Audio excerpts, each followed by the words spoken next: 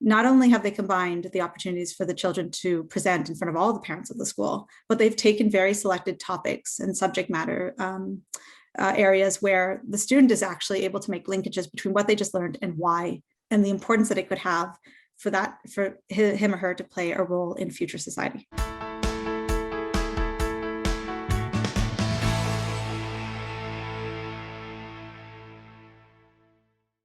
I'm Glenn Herbert, and I'm an editor with Our Kids. We're speaking with insiders from Canada's leading private schools to gain insights into their programs, culture, traditions, and leadership. This includes insights from parents, alumni, and administrators. This is the Our Kids Insider Perspective.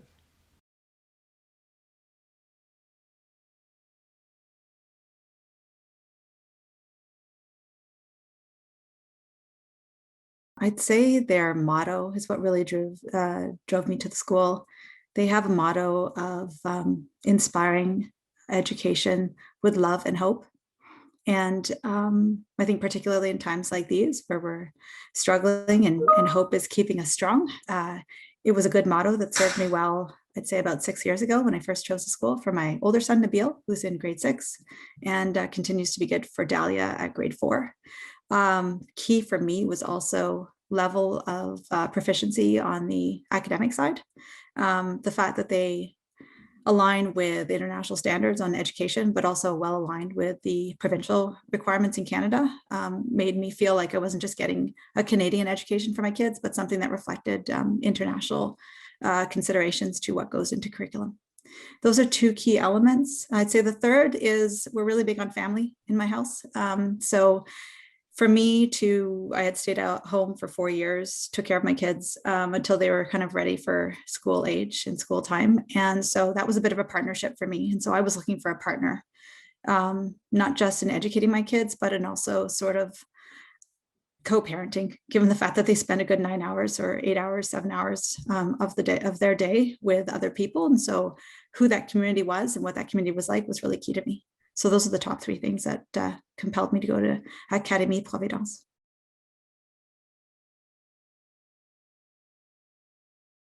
Yeah, absolutely. So Nabil is my older son. He's more of an introvert, but when he's with his friends, he's very comfortable and very extroverted. So I would say everybody was sort of pointing to me about in the importance of exposing him to more people when he was at a very young age, because again, he was at home with me. But the minute he sort of joined Providence and his class wasn't too big, I guess it was about 15 kids. So, one teacher to 15 kids, he developed relationships very quickly and closely with the school. He also became better at communicating what he was feeling because they put so much importance on not just the content of what they were learning, but what they were experiencing throughout the day.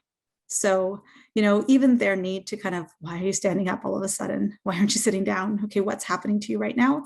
So it was a reflection, not just of him kind of experiencing the, the joys and pains of learning, but also how we learn. And so that was an important component as well for me in terms of watching him change at Providence. For Dalia, she really loves to be present, loves to feel like she's learning, and she loves to be able to demonstrate and display that she's learned something. And so the teachers take a lot of time to discuss the needs of each individual student. They can see that demonstration of learning is important to Dalia. So they give those opportunities without, overemphasizing Dalia as opposed to the other kids in the class. So what I've seen is they feel valued, they feel appreciated, they feel heard. And they have 2 very, very different styles of learning, and both styles are sort of have been, the school's been responsive to their 2 individual styles. So they feel recognized as an individual who's going through this learning process.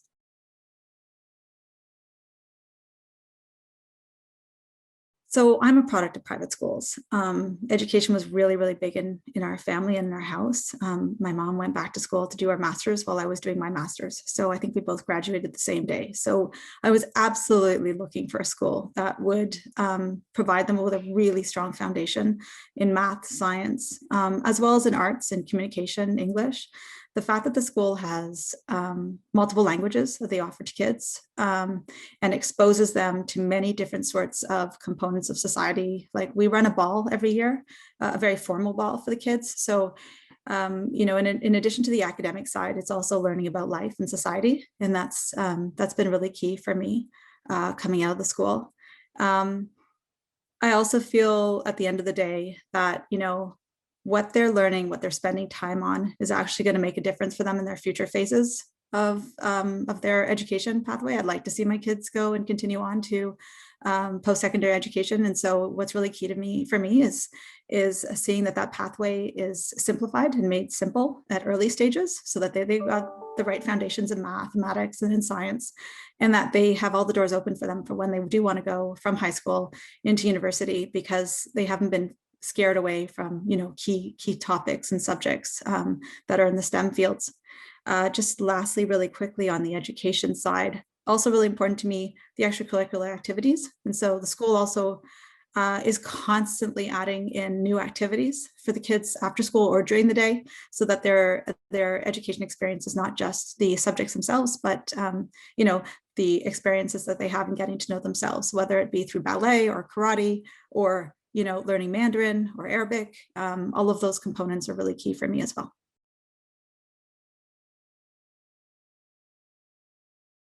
You always narrow in on something that the school is already offering and that's key to you. And for me, it's communication and dialogue. So I wouldn't say it's something that the school is in any way, it's not a reflection of weakness. It's actually a reflection of something they offer. And then as a result, you constantly want more. I don't think you can ever be fed enough on your kids. So I really, really like the dialogue that the school has internally about each child. And I like how that returns back to me. I've got this insatiable desire to know more and more about my children. So I've sort of loved how they started to have evening sessions for parents on special topics, where they start to educate the parents about like what it feels like to go through COVID as a child. And so I can't say that that's something they're not doing. In fact, they're doing it. And now it's just making more and more intrigued about other things like that they can continue to do. And so to me, when I send Nabil and Dalia to Providence to ensure that they're getting a good chance to meet a variety of different people and to develop relationships in all different types of environments, it becomes then important for me to just ensure that they're in additional activities outside of the school.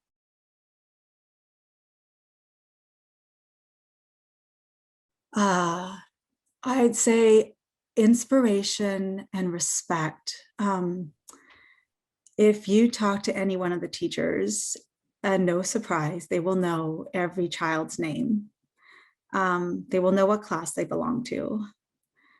They will probably be able to easily tell you some of the challenges they deal with, that child deals with, but they'll also be able to tell you what's inspired them about their children. So for example, the English teacher will tell you, today, your son or daughter asked me the following question. And I think that's really incredible because of this. And so that to me tells me that it's not a one-way relationship with the teachers pushing information down. It's very much a bilateral relationship where the child has a great deal of presence and importance in the classroom. Again, I'm not sure that that's necessarily anything new. It's more in what's the process by which a school ensures that principle is maintained. And so it's in every single thing, every single touch point, every teacher I speak to, every time I speak to the principal, every time I return back to Nabil and Dalia about stories, everything seems to be this connection of scenarios where it's very clear that somebody has taken a great deal of time to understand what is Nabil going through as he learns his fractions, what is Dalia going through as she struggles with conjugation of French verbs. And so that level of attention at the individual student level is how it makes it sort of difference to me. So that's the respect side. On the inspiration side, so it's not just about educating the students because it's important for them to learn it. It's helping them understand why it's so important. So they have these regular concerts for the students, and often the concerts or the presentation opportunities that they run will offer the chance for one of the students to speak, or for all the students to speak to the value of something. The value of science because I can understand a cure for cancer. The value of mathematics so that I can comprehend, the following things. And so not only have they combined the opportunities for the children to present in front of all the parents of the school, but they've taken very selected topics and subject matter areas where the student is actually able to make linkages between what they just learned and why, and the importance that it could have for him or her to play a role in future society. And so that whole connection, like I said from earlier question, of the primary stages that make it easier for them longer term is really, really, really inspirational for me as I watch them do that. And I see it inspirational for my kids, at least.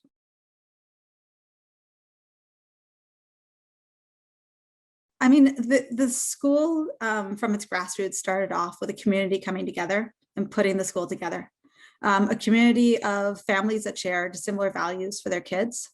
It's the only, it's a combination of a French private Catholic school that does teach religion, but is very open to all religions. So, we're not Catholic, or my kids are half Catholic, actually. So are we your typical family? And there's a lot of different elements of my family that I would say make us quite more reflective of today's modern society and the statistics around what families go through over time.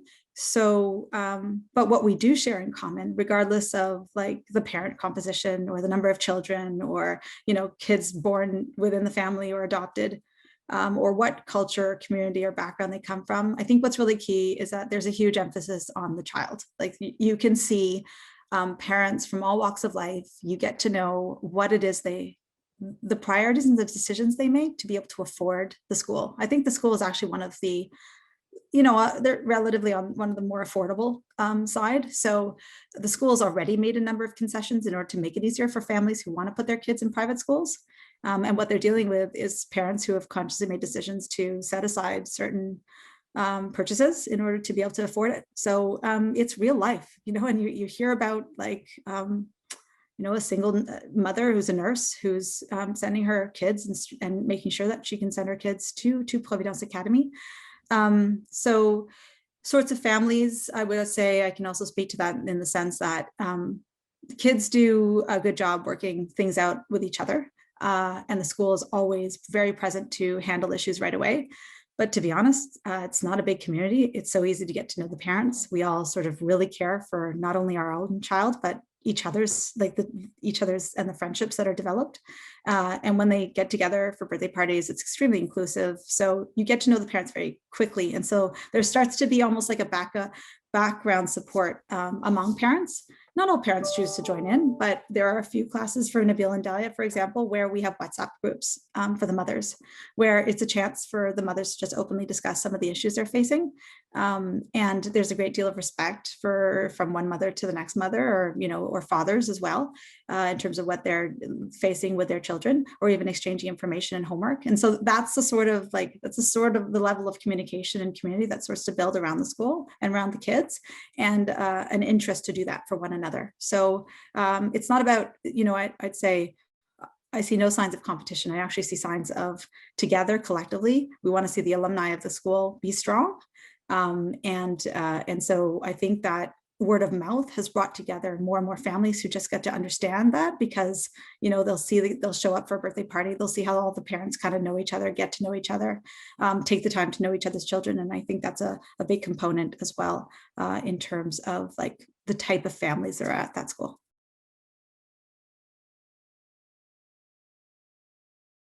A few, I would say. The top one for me with Dalia, I think about her violin concert. So everybody she was telling her friends about how she was taking violin lessons as part of the curriculum or extracurricular activities that the school offers. And then she got a chance to do her violin concert in front of her friends and the parents at the school. So she was able to talk about something she does after school but on the school grounds, but also like show them. So I told you that Dalia really loves to demonstrate how she learns, and to share that, not to show off, just to share. So that was, watching her face was tremendous.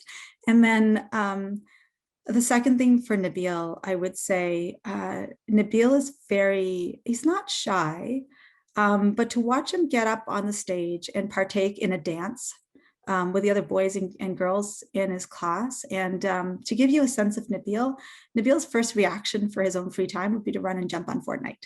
So not a kid that's like kind of going, yeah, give me a dance and routine and I'll do it out. But they modified the dance in such a way that the boys felt included. And the girls felt really great seeing their entire class come together and do this dance. And it was a way to make the kids feel comfortable with public performances. So I could see how proud he was of himself, though he didn't want to admit it.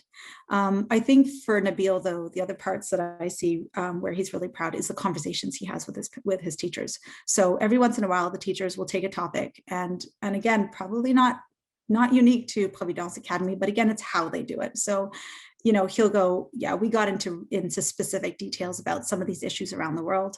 He'll come and talk to his dad and to myself about it. And you can just see the twinkle between his ability to connect and understand the worlds that we live in and work in, because often these topics are related to the issues we're dealing with in real time at work for his dad and I, and then for him to have brought something of relevance from his class. So, like I said, it's for the experience of each child within the classroom. It's not just what's in the book. And I think they get around that by they do give some homework. And I actually like that. It's a chance for me to be able to see what are they learning and where are they at.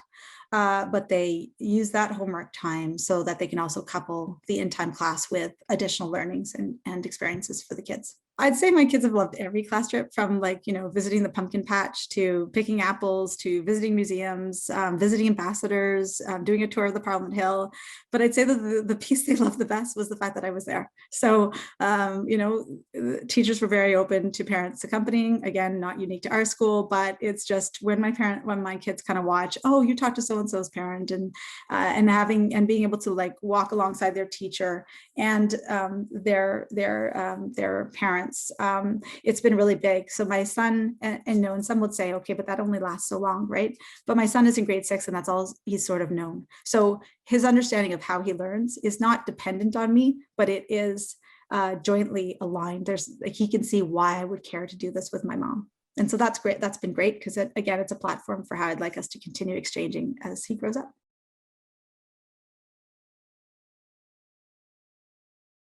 Yeah, so the teachers and administration, there's not that many. The administration is relatively small. So I know the ladies on the daycare side. I know the office on the administrative side. There's always somebody there for me on the phone. In fact, there's the principal, and then there is the main director. And so I can always get access to the main director. She probably wouldn't love that I'm saying this, but she's so easy to reach by text or WhatsApp, particularly WhatsApp.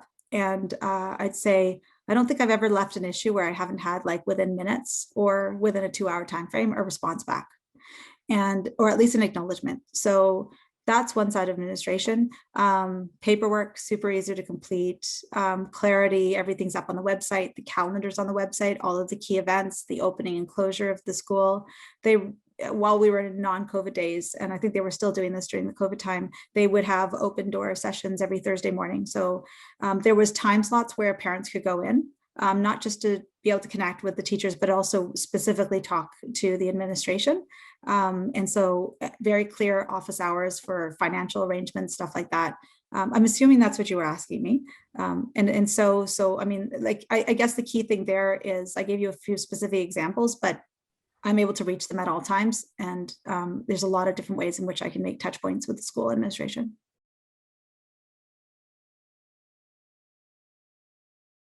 Yeah, so I have recommended the school, and it's been for different reasons, having spoken to different parents looking for different things. So I'd probably reflect my first top reason for 3 reasons.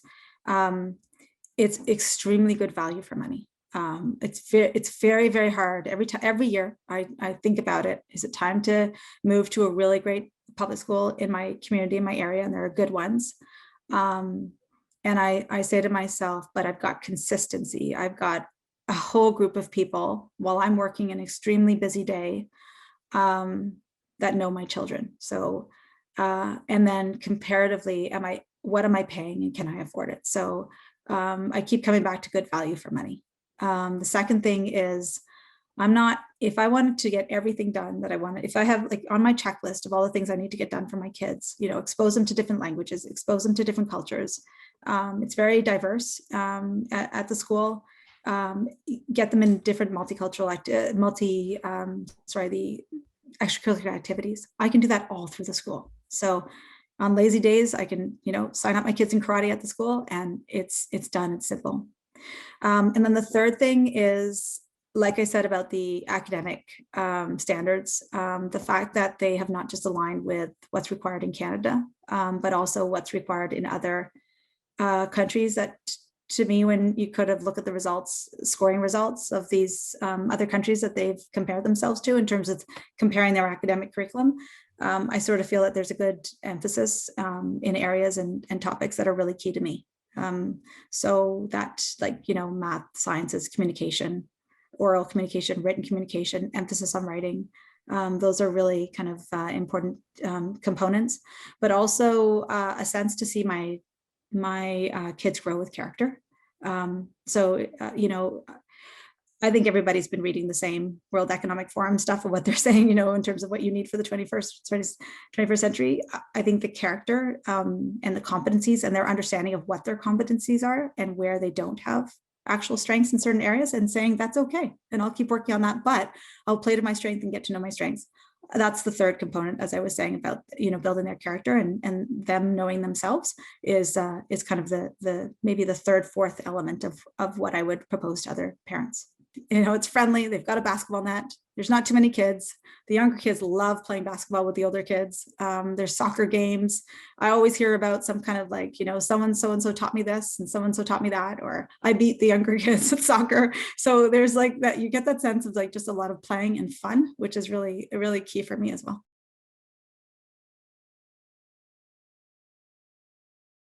I would have said, relax. You're never really going to make the wrong decision as long as you can narrow in on what you're looking for. I'd say, and let me break this down a bit. Super important for my kids to have fun. It's really, really important for them to smile and be happy and laugh. And so that's why I talk so much about the academic side, because I can cover the joy, the fun. Like, we play a lot in our house. And so I would say that to be able to find a school that shares that, as well as, and don't worry, we got the school part covered, is like, that exists. You can find those two combinations together, and it's affordable. And on top of it, for me to layer in the languages was really key for me. I spent a year living in Mexico. I think that was one of the biggest experiences for me growing up. And I love that they're at least understanding that there's a way bigger world than themselves. And so I don't know, I guess it would have been just reassurance that that's the right thing. I'm headed for the right thing. I would have also said, you don't need to have a school that's extremely well known, or that's been around forever, or that's on every poster, or, doing a great deal of like, philanthropy or fundraising in order for it to be a good school. So Academie Providence is getting to be better known. It wasn't extremely well known. It is among different communities, but I would say it's sort of like not an important point at all. And I was sort of looking for, some of the big names that I was aware of, that I'd been to when I was a child. And so I would have just, that's probably the biggest one, is that it's okay to choose a school that's in a niche place, that is small. And then to strongly encourage them to visit it. So when I walked through the doors of Academie Providence, two things struck me: how clean it was, how well suited it was for my children at the ages that they were at. I didn't feel it was huge. I did feel it was big enough for them. My son is almost as tall as I am, so to accommodate him.